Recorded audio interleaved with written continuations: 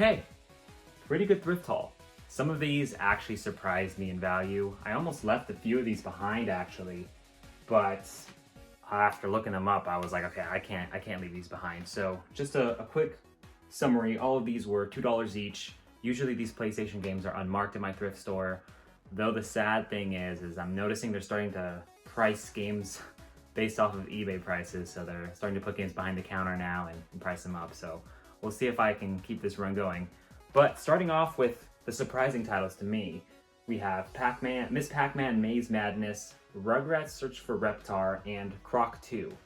So I think all three of these have around $10 to $15 in value, maybe pushing 20 too, but that might be a little generous.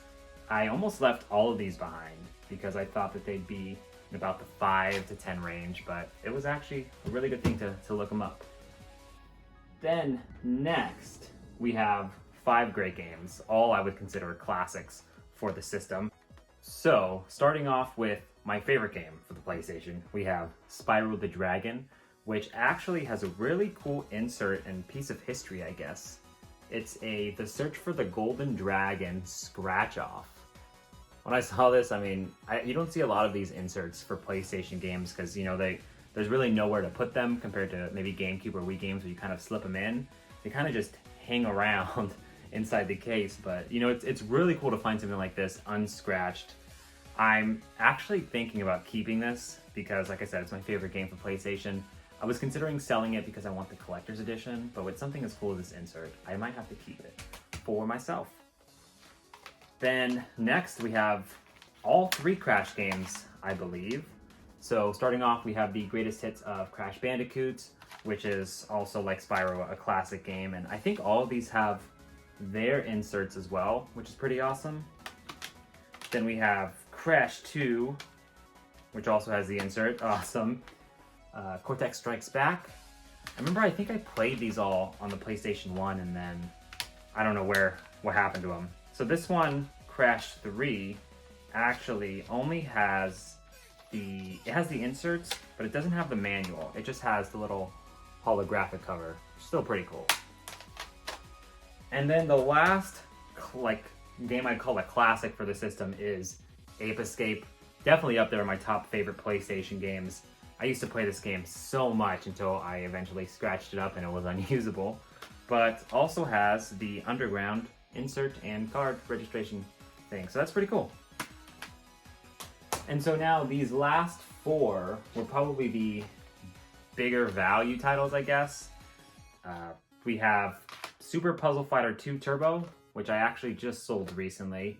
I played it a little bit, but I don't know. I think the only it kind of seems similar to, there was a Pokemon game on the 64, Pokemon Puzzle League. I think that's kind of where my heart is in terms of these puzzle games. But if you like Street Fighter, I can see why you'd like them. All these games were actually pretty clean too in terms of scratching. And then this one actually really surprised me because there was another Looney Tunes game there that was like a $3 game, but it's Bugs Bunny and Taz Time Busters. There's no manual, but it does have the official game case, so there is that little back cover there. And in terms of value, I'm actually not sure. I think I can get at least 25 without the manual, but there's really not a lot of them up right now. So I'm not sure what I'm getting from this, but I think it was a good pickup, and it looks like a pretty charming game here. So yeah, we'll see what happens there. And then lastly, we have the 2 heavy hitters of this group, at least. We have Bust a Groove and Bust a Groove 2. I actually already sold Bust a Groove 2 for way more than I thought I would. And these games to me kind of seem like Guitar Hero and Dance Dance Revolution, but like it seems like you just use the controller, which is pretty interesting. I can see like from the cover, they look like charming games. Definitely not for me though, so both of these I'm selling off and putting that towards other games I'd enjoy. But that's it for this PlayStation haul. These are all the games we picked up today. I'm getting a little concerned, as mentioned before, because the thrift store is starting to look up individual prices and put them behind the counter. But we can see if we can find them slipping in the future and maybe find some other thrift stores or flea markets near me that I can find a good deal on. But thank you all for watching and see you next time.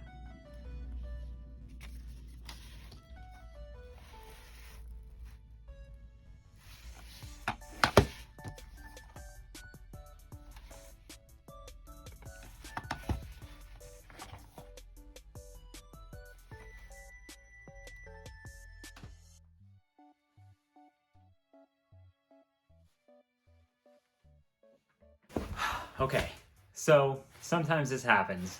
We don't have much. This past week, there was nothing. And I mean, this happens sometimes. But yeah, at the thrift store, sometimes they even have a bunch of filler games. There was like 2 days where there was no games at all. Pretty crazy. But, you know, for a short week, not a short week, for a bad week, still have 3 games, which is pretty cool. We have Looney Tunes Back in Action, Scooby-Doo, Night of 100 Frights, and Sims. I always pick up GameCube games when I go, even if they're filler titles. I know Scooby-Doo game actually has some value. Don't know anything about it, but it's cool. I've still been actively posting ads on Facebook, Marketplace, and Reddit. Nothing yet, but we did have this offer at pickup. So it was an online shipping, not online, all of them are online. It was a shipping offer. I saw it in one of the ads. It was like only up for 3 minutes. Put in an offer and he accepted. Paid $30 for this plus shipping and tax. It came out to like $37. It was a risk because I could only go based off the photos. So I'm not sure if this is real or not, but I'm gonna go ahead and cut it open and let's see what we got. So nice packaging, piece of paper, and it was actually in an envelope. And so inside we have Pokemon Emerald. So far it looks pretty good. And it has the little chip right there as well. I'm gonna have to give this a quick test and see if this was worth the buy, but like I said, we paid $37 for it. I saw one recently selling a bid for like $200, and I think other bids have been gone up to like $150. The Pokemon right now is insane, so I'm looking forward to testing this out and seeing what happens. All right, so here's the Emerald. So you see right there, we have the imprinted numbers. And then on the back, on the back, we have this little bit of label, but we also have the board back here, so it looks to be legit. I'm gonna have to find a way to remove that before listing it. Here is my old DS. Gosh, so hard doing this one hand. I'm gonna take this out because I have like an automatic type of run. So let's see if it works. And it does. Awesome. So yeah, I paid $37 for this.